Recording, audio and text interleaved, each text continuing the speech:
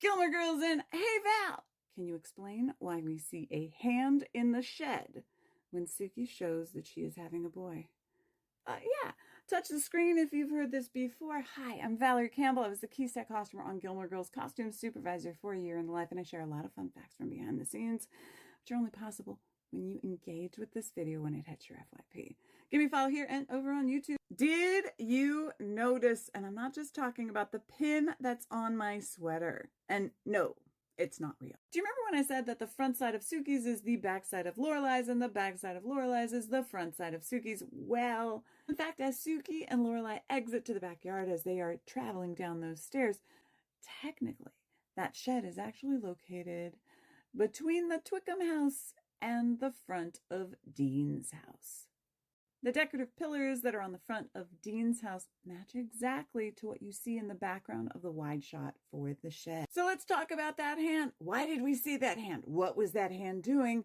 Whose hand was it? And did we see that hand when the show originally aired? The hand was there to catch the door. As Sookie opens the door, if that hand wasn't there, the door would just kind of wobble in place and perhaps even close in front of the camera, and then we would have to cut. So instead, the hand was there to grab it and keep it in place. What you might not realize is that anytime a door opens or closes on camera, you might actually have a person there to grab it. And the reason for that is, as the actors are opening the door might need to stay open in a certain spot. And because these aren't real houses, those doors aren't necessarily level. And so a lot of times those doors will start to close on their own. And we don't want that because we want to see the actors on camera. So anytime you see a door, there is probably a hand just off camera grabbing it. But why did that hand end up on camera? First, I don't think when the episode aired that we actually saw the hand. Hear me out. At that time, we were protecting for HD, and the only reason I know this is because if you watch the very beginning of the episode, you will see the title sequence is larger.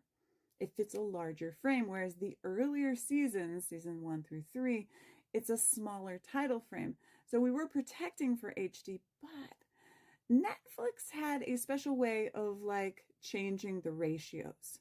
And I think that they used footage that was inside the frame of the camera, but just outside what we are protecting for HD. Now, why didn't they just pick another take, perhaps one where we didn't see the hand?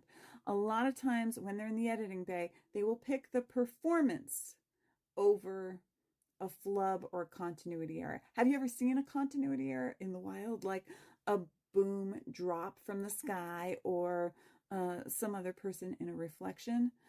A lot of times we will say, hey, we caught camera in that take. They will do another take, but the performance just isn't as good as that first time. And last but not least, whose hand was it? It was either Tree, Chuck, or Bob. Who are Tree, Chuck, and Bob? I just did a video about them, but Tree was our on-set dresser. Bob and Chuck were our prop guys, and